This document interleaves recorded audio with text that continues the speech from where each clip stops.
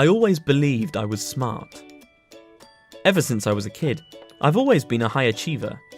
Getting the top grades was easy for me. And, even when we moved up to secondary school, I was the highest in the group for everything.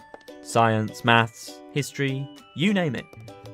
And I wasn't just good at these classes either. I was the best at them. I loved going to parents' evenings because teachers would go on and on about how smart and talented I was.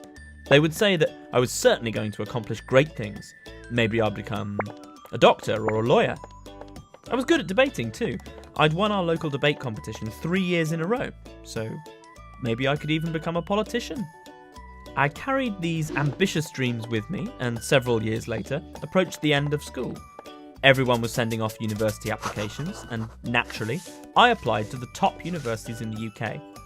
About a month later, I received a response from my top choice, an unconditional offer.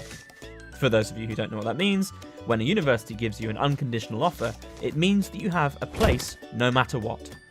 The university was so confident in my abilities that I didn't even need to get the grades.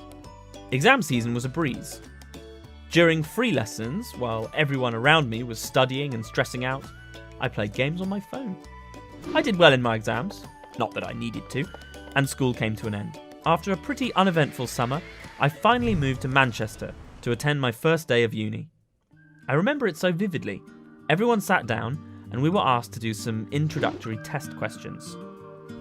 For the first time since I could remember, I had no idea what to do. Everyone else scribbled away as I stared blankly at this piece of paper. This is fine, I thought.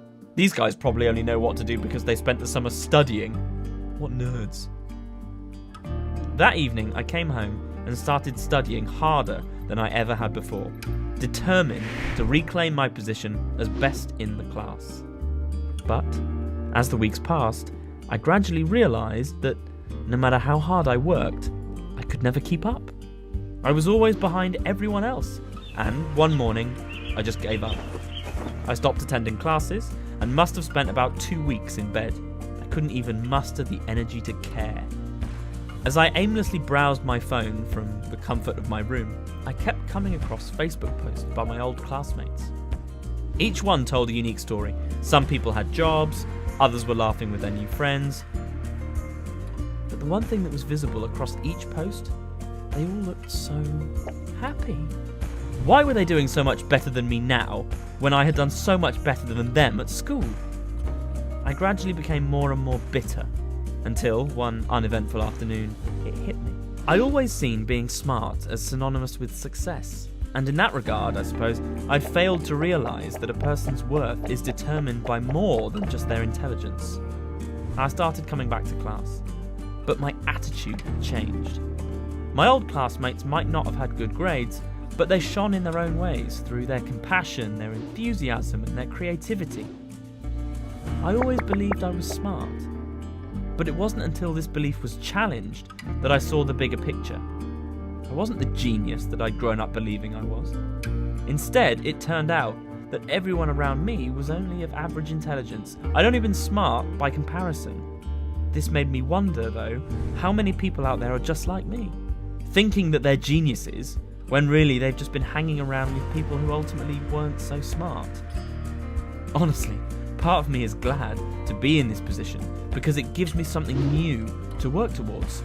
At my old school, I never had to work hard to be the best. But here, I feel challenged. In order to become the best, I need to study harder than I ever have before. This is a new experience for me, and while it might be a hard one, I welcome it. After all, as the saying goes, diamonds are made under pressure. Thanks for listening. Please don't forget to like and subscribe, and if you have a similar story, please share it in the comments section below.